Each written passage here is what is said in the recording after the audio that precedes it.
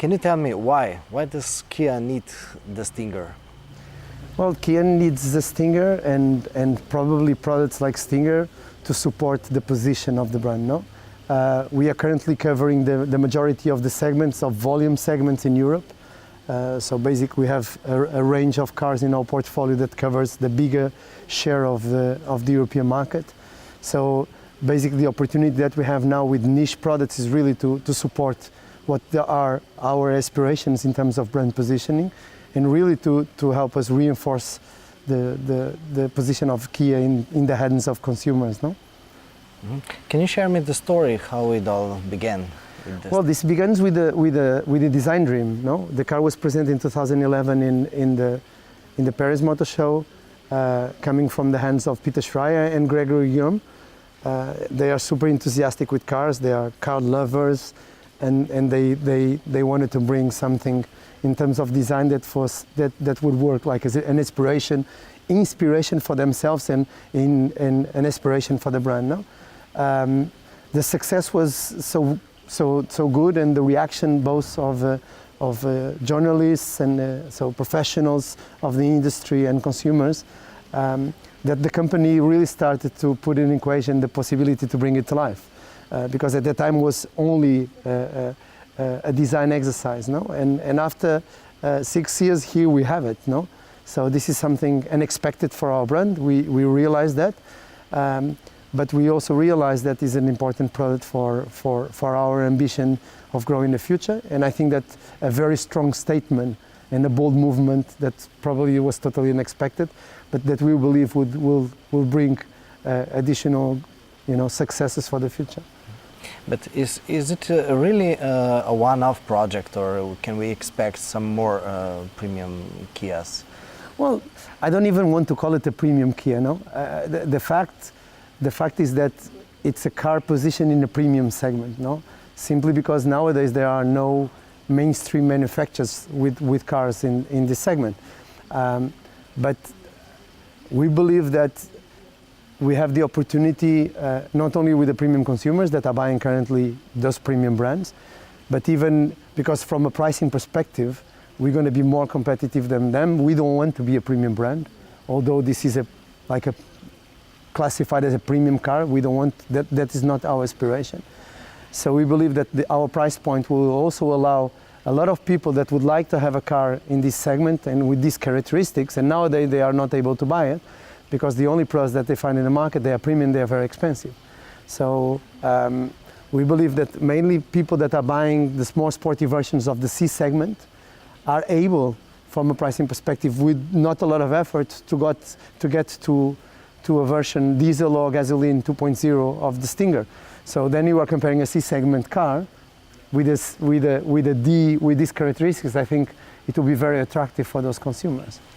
But you compare it to the BMW 4 Series. Well, but we use the BMW 4 Series as a reference for the product, no? We don't want to compare ourselves with BMW as a brand, no? But at the end, I think that if you're bringing a car like this to the market, you have to make sure that you bring the best car possible, no? BMW is by definition a reference in the market, no? And is an inspiration. We have ex-engineer from BMW with more than 30 years experience in BMW. And of course, for him, the reference for this kind of products was BMW. So we use BMW as the reference for the car in terms of ride and handling and all tuning and so on. But it's not that we are pursuing. That will help. From a sales perspective, will happen naturally. It's not even something that we're going to be pushing for. Mm-hmm. But you have made a proper market analysis. But what have you learned? Which segment did you Which segment did you look for? So, from a product perspective, as I mentioned, we look at so we look at the BMW 4 Series. We look at the Audi A5. Those were the two main reference products from the product perspective in terms of development for the Stinger. In terms of opportunity of sales, we believe there's a broader opportunity that goes beyond that segment. There's the opportunity of these higher end C segment products, and there's a big opportunity in the D segment wagon and typical more conservative sedan. This is a gigantic segment in Europe, and a person, instead of buying a normal, boring, let's call it more boring or more conventional sedan, can allow itself for the same price to buy a Stinger, where they can have basically almost the same dimensions, good trunk capacity, space for easily for 4 people and even for 5 if not for a long ride, a pleasant drive for a long journey, or if they want to go fast, they also can go very fast. So I think there's from a market perspective a really good chance for us, even to fight against in a segment that is not the natural segment of this segment, but from where consumers might opt in to go to a Stinger because they want to have a more sexy car than the one that they are driving today. But this, your market analysis, did it show that people in the C segment cars want these coupe-styled limousines? Yeah, there's a lot of data showing that, and there's a lot of, so they are open to get to those cars, and the main reason for them not to buy normally is price, because the only offer that they find in the segment are premium brands. Premium brands are very expensive, so they are not able, although they like it, it's like the kind of, I'm driving a sporty version of a C segment car, but in reality the car that I would like to have is that one, but I'm not able to get there. So I have more horsepower, I have more equipment in the C segment car. So we believe that from a sales perspective, there's a big opportunity for us, because as I mentioned at the beginning, we don't aim to fight with the premium brands in terms of pricing. That's premium territory is premium territory. We wanted to have the best car possible. That's why we use BMW as a benchmark. I think we have a great product to fight in a totally different league, Mm-hmm. But by definition, you're going to have people that want to try this and probably they will not buy a premium brand. It's just, that will happen naturally. I had a similar conversation on the Volkswagen Arteon presentation, and my guest said that the advantage of the Arteon is that it's a Volkswagen, it's not an Audi. Can we say that Stinger's advantage is that it is a Kia? It's not, well, business-wise, because people in the companies don't like to see their manager in a very premium luxury car. No, I think that there are several differences, mainly if you compare it with Volkswagen. I think that this car is not comparable. It's a rear-wheel drive, four-wheel drive. It's totally different proportions with the Arteon, although we're going to be fighting probably for the same consumers at the same time. I understand the argument coming from Volkswagen. I think that we are not Volkswagen in terms of position in Europe. Volkswagen is in fact a big opportunity for us because we have a lot of consumers that are coming from Volkswagen. So what I believe we have is a really sexy car that will attract people by the design. And if people are driving a Kia, they will not be missed just because of driving in a premium brand. So that will not, by definition, be so the same argument that Volkswagen has used, we could use for Kia. Okay. I don't think that will be the main reason. I think what I really believe is the car is great, has a great design. It's a car that makes you turn your head to it, and I know I had an experience today. I went down to the village and I parked near the beach, and when I went back there were 20 people around the car taking pictures. So you see that people get very attracted by the design of the car, and I think this will be one of the main arguments for people to fall in love, because a lot of those consumers that will buy this car probably they never thought about buying Kia ever in their lives, and this will be the first Kia that really attract them, that they make them think about a brand that they never thought or had never experienced before with any other product. But can we expect another Kia like Stinger, so some other? Can Stinger has a successor, or this is one of project? Well, this is our number one target, that we have success enough in order to have a successor of Stinger.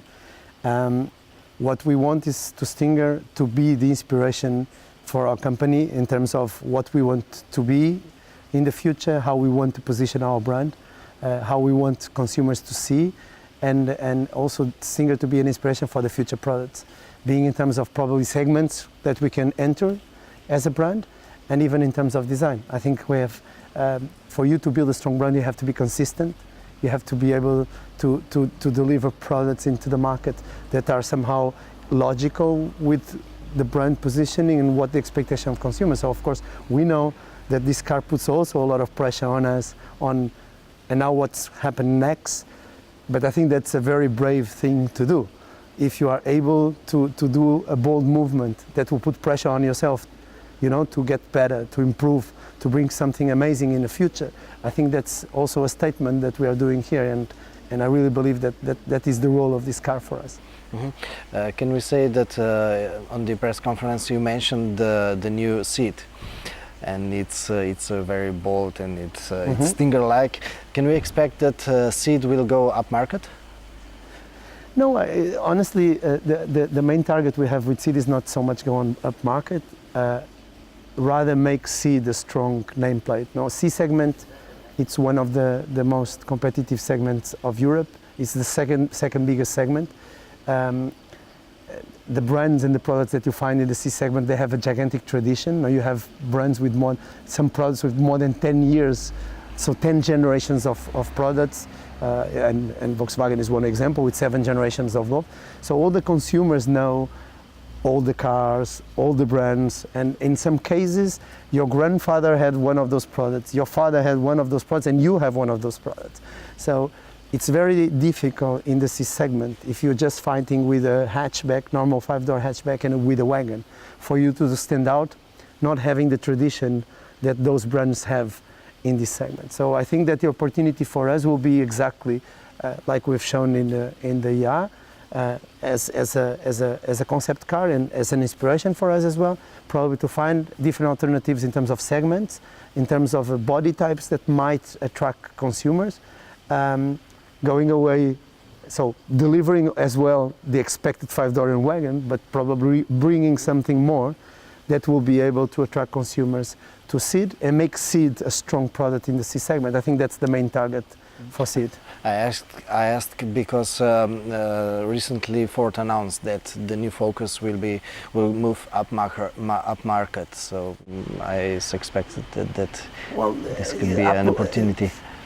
I always have a very difficulty to understand what really mean. It depends on what do you mean with upmarket, no? Because if you are a mainstream manufacturer, being upmarket can mean that you're going to try to price your car more expensive. That it depends on the strategy of product that you're going to bring into the market. So I don't know exactly what they mean with that, so I cannot talk about it. We don't. Our aim, as I mentioned, and this is the same for Stinger, is to keep on being a mainstream brand, and really reinforce the position of our brand. So I think when you drive this car, when you look at this car looks a European car, was designed by a European team and by a European designer, a very famous one, but European designer, was tuned and prepared by a European engineer with a lot of a big European team behind. This is a European product, no? From a company that is not European. I think that's the statement. And in the case of Seed, it's even, I would say, more extreme, because the car is designed in Europe, it's engineered in Europe, and it's even produced in Europe. Because as you know, the car is produced in our factory in Zelina, so it's a 100% a European car. So in reality, the only thing we want to see is really make Seed a strong product in the C segment, a very competitive segment, but a very important segment. If you look at the mainstream brands in Europe, all of them were built over a C segment, no? The Focus, the Golf, the Megane, you know, those cars build somehow the perception of the brands that they represent. This is the role that we must have for Seed as well in the future. But why is it so important to emphasize that Kia is an European brand? I don't think it's important to emphasize. I think that more and more consumers are open to foreign brands, and that is even a favor that Tesla is doing to us, no? Because 2 years ago they were nothing, or 3 years ago, and nowadays they are a premium brand, no? Without any experience of doing car. So that is not a problem anymore. In the past, 15, 20 years ago, if you not have 100 years doing cars, it meant that you didn't know how to do cars. So I don't believe that's a problem. I think that what is important is that when you develop your products, and you want to sell in this specific region, you take in consideration the tastes of the consumers and what consumers are searching for. I think that's the most important part. So when I talk about Seed and this European DNA of Seed, is because of that, no? Because it's a car designed in Europe, because it's thought through European eyes for European consumers, no? It's prepared and it's tuned for European consumers, and then, by the way, it's produced in Europe as well. I don't think there's nowadays. I think we are a global world, you know, and we get information from a country that is 13,000 kilometers from here in 5 seconds. So I think that there's no problem whatsoever, and people in general are more open, are more informed with mobile phones and so on and so forth. I think that the important part, as I mentioned before, is the history behind those cars that nowadays we have in the C segment, that they have a gigantic tradition. Everybody knows Golf, no? And you have seen one, or you drove one, or your father had one, or a neighbor of yours, no? Of course, if you're starting, it will be the third generation of Seed. It's more difficult for you to get to know someone that has a Seed. It's just, mathematically more difficult.